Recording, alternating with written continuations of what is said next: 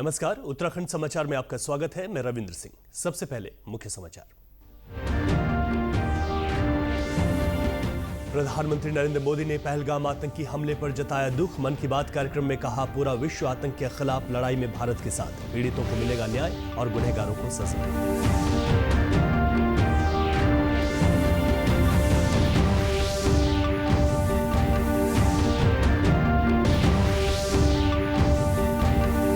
नए दायित्वधारियों के साथ मुख्यमंत्री पुष्कर सिंह धामी ने किया संवाद। राज्य के समग्र विकास व सरकार की प्राथमिकताओं पर हुई चर्चा।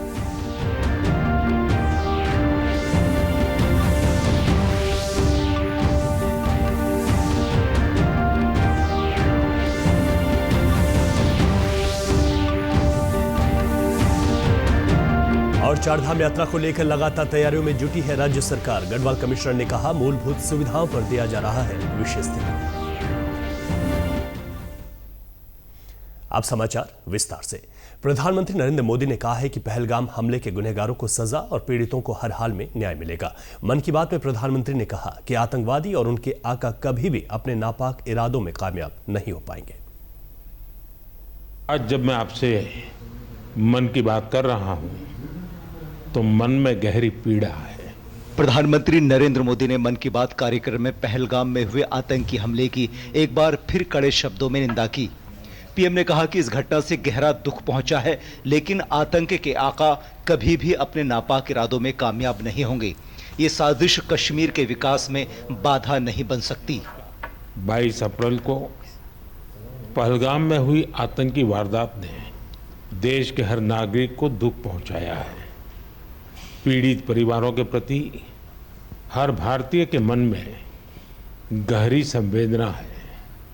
भले वो किसी भी राज्य का हो, वो कोई भी भाषा बोलता हो, लेकिन वो उन लोगों के दर्द को महसूस कर रहा है जिन्होंने इस हमले में अपने परिजनों को खोया है। मुझे एहसास है, हर भारतीय का खून आतंकी हमले की तस्वीरों को देखकर खौल रहा है।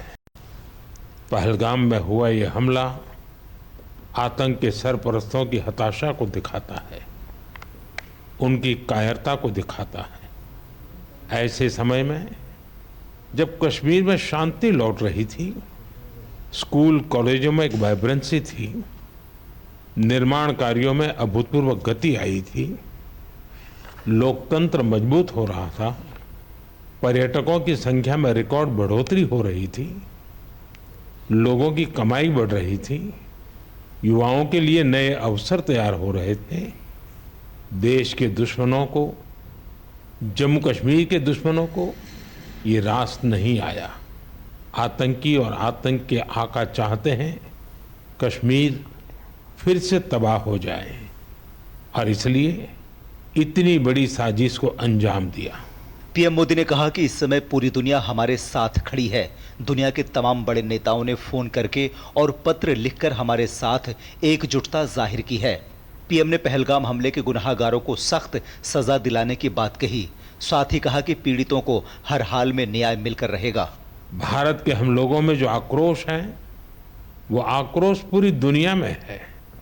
इस आतंकी हमले के बाद लगातार दुनिया भर से संवेदनाएं आ रही हैं। मुझे भी ग्लोबल लीडर्स ने फोन किए हैं, पत्र लिखे हैं, संदेश भेजे हैं। इस जघन्य तरीके से किए गए आतंकी हमले की सबने कठोर निंदा की है। उन्होंने मृतकों के परिवारजनों के प्रति संवेदनाएं प्रकट की है। पूरा विश्व आतंकवाद के खिलाफ हमारी लड़ाई में 140 करोड़ भारतीयों के साथ खड़ा है। मैं पीड़ित परिवारों को फिर भरोसा देता हूं, उन्हें न्याय मिलेगा, न्याय मिलकर रहेगा। इस हमले के दोषियों और साजिश रचने वालों को कठोरतम जवाब दिया जाएगा। पीएम मोदी ने कहा कि आतंक के खिलाफ लड़ाई में 140 करोड़ देशवासियों के साथ ही पूरा विश्व भारत के समर्थन में खड़ा है।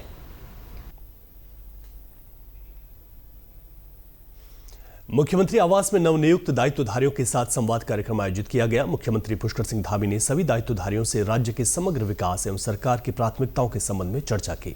इस दौरान सभी से जन समस्याओं के समाधान में सक्रिय भूमिका निभाने और संगठन की नीतियों व सरकार की जन कल्याणकारी योजनाओं को अंतिम व्यक्ति तक पहुंचाने की दिशा में विभिन्न बिंदुओं को लेकर संवाद हुआ। मुख्यमंत्री ने कहा कि दायित्वधारी केवल पदाधिकारी नहीं बल्कि जनता और शासन के बीच मजबूत सेतु हैं। उन्होंने कहा कि प्रधानमंत्री नरेंद्र मोदी द्वारा दिखाए गए सबका साथ, सबका विकास, सबका विश्वास और सबका प्रयास मार्ग पर चलते हुए सरकार राज्य के विकास के लिए लगातार क्रियाशील है। इस अवसर पर राज्यसभा सांसद और भाजपा के प्रदेश अध्यक्ष महेंद्र भट्ट भी उपस्थित थे। चारधाम यात्रा को लेकर सरकार लगातार तैयारियों में जुटी है। यात्रियों को कोई दिक्कतें ना हो, इसको देखते हुए लगातार बैठकें आयोजित की जा रही हैं। गढ़वाल कमिश्नर विनय शंकर पांडे ने बताया कि इस बार यात्रा में मूलभूत सुविधाओं पर जोर दिया गया है, जिसमें रोड कनेक्टिविटी पर खास ध्यान दिया गया है। इसमें चारों धामों को जाने वाले मार्गों को ठीक कर लिया गया है। कुछ मार्गों पर काम चल रहा है, जिसे 29 अप्रैल तक पूरा कर लिया जाएगा। उन्होंने कहा कि लोगों के ठहरने, पानी के पीने, शौचालय की व्यवस्था को भी सुनिश्चित कर लिया गया है। यात्रा मार्ग पर लैंडस्लाइड जैसी स्थिति में लोगों को सुरक्षित स्थान पर रोकने के लिए चारों धाम के मार्गों पर खाने, रहने आदि की व्यवस्था के स्थानों को चिन्हित कर लिया गया है। गढ़वाल कमिश्नर ने कहा कि पहलगाम की घटना को देखते हुए सुरक्षा की दृष्टि से भी पर्याप्त पुलिस बल को लगाया गया है, जिसमें 10 कंपनी सेंट्रल पैरामिलिट्री फोर्सेस की हैं। देखिए, इस बार चारधाम यात्रा को हम लोगों ने पिछली चारधाम यात्रा में जो कमियां हुई थी उन कमियों पर काफ़ी विचार विमर्श किया और पिछली यात्रा समाप्त होते ही माननीय मुख्यमंत्री जी की अध्यक्षता में तुरंत बैठक हुई थी। माननीय मुख्यमंत्री जी का ये निर्देश था कि जो पिछले वर्ष की यात्रा संपन्न हुई है उसमें क्या क्या कमियां रही हैं, कहाँ कहाँ पर हमें दिक्कतों का सामना करना पड़ा, उन सब की एक होलिस्टिक अप्रोच लेते हुए एक उसका समाधान निकलना चाहिए। इस बार के यात्रा में हमने अपने ऑन द स्पॉट के लिए भी माननीय मुख्यमंत्री जी का निर्देश था कि चारधाम यात्रा के लिए देश के कोने कोने से विदेशों से लोग आते हैं तो सभी को दर्शन का लाभ मिले और सभी यहाँ पर चारों धामों का दर्शन करें। इसलिए हमने ऑनलाइन और ऑफलाइन का जो प्रतिशत था उसको 60-40 किया था और बाद में फिर लोगों की डिमांड पर हमने ऑनलाइन करीब 75% कर दिया और 25% हमने कर दिया ऑफलाइन का, जो मौके की परिस्थिति के हिसाब से हम बढ़ाएंगे भी। पिछली बार जहां हमारे केवल 12 काउंटर थे ऋषिकेश में, इस बार 30 काउंटर बनाए गए हैं। हरिद्वार में भी करीब 20 काउंटर बनाए गए हैं। विकास नगर में हमने 15 काउंटर बनाए हैं। उद्देश्य केवल यही है कि लोगों को रजिस्ट्रेशन, ऑफलाइन रजिस्ट्रेशन में किसी तरह की दिक्कत ना हो। राज्य आपदा प्रबंधन सलाहकार समिति के उपाध्यक्ष विनय कुमार रोहिला ने अधिकारियों को चारधाम यात्रा और मानसून सीजन को ध्यान में रखते हुए पुख्ता तैयारियां करने के निर्देश दिए हैं। देहरादून में कल राज्य आपातकालीन परिचालन केंद्र में सभी जिलों के साथ ऑनलाइन समीक्षा बैठक में उन्होंने कहा कि आने वाले 5 महीने काफी चुनौतीपूर्ण रहेंगे। राज्य में एक तरफ चारधाम यात्रा शुरू होने जा रही है और पर्यटन सीजन की भी शुरुआत हो गई है।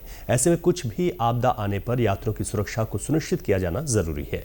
उन्होंने भूस्खलन संभावित क्षेत्रों को चिन्हित कर वहां पर साइनेज लगाकर यात्रियों को अलर्ट करने को कहा। साथ ही उन स्थानों पर 24 घंटे आवश्यक उपकरणों की तैनाती करने के निर्देश दिए हैं।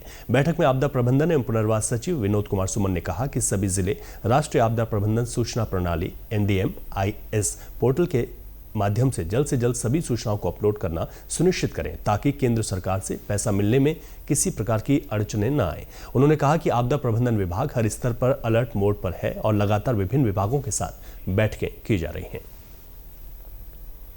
अब बात करते हैं गर्मी के मौसम की। तापमान में इजाफा होने के साथ ही त्वचा से संबंधित समस्याएं भी होने लगी हैं।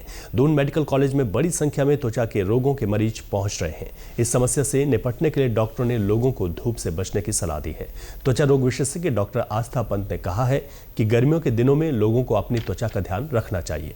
तेज धूप से बचने के लिए पूरी आस्तीन के कपड़े पहने, पानी अधिक मात्रा में पिएं और चेहरे को भी ढक कर रखें।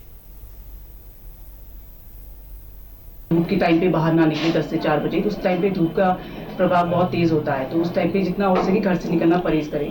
बाहर निकलना ही पड़े ज़रूरी है तो थोड़ा चेहरे मतलब पूरा कवर्ड, जैसे फुल स्लीव का कॉटन का कपड़ा पहनेंगे, चेहरे को भी मास्क से या फिर सनग्लासेस से ढक लेंगे, एक चेहरे को ढक लेंगे टावल से, शॉल से या छाता आप यूज़ कर सकते हैं, तो उसी हिसाब से थोड़ा जितना उसे ढक लेंगे अपने आप को। और जैसे पसीना किसी को ज़्यादा आता है या पसीना तुरंत नहा के कोई कॉटन के कपड़े में चेंज कर लेंगे, जैसे स्पेशली बच्चे होते हैं वो तो खेलने चले जाते हैं, वो बाहर चले जाते हैं, तो कीड़े वीड़े बहुत काटने की समस्या बच्चों में आ जाता है। तो हम माँ बाप को सुझाव देते हैं कि बच्चों को थोड़ा फुल स्लीव के कपड़े पहना दे, या फिर ओडोमॉस या कोई भी ऐसे मच्छर या कीड़े से काटने वाले क्रीम ऐसे पहना के बच्चों को भेज दे, और थोड़ा जितना उसे पानी की मात्रा थोड़ा सा ज्यादा पी ले वो अपने आप को, और थोड़ा सा अपने आप को ढके रहे। इसी के साथ अभी तक के समाचार समाप्त हुए। दूरदर्शन समाचारों से जुड़े रहें। मिलते हैं फिर शाम 5 बजे के बुलेटिन में। नमस्कार।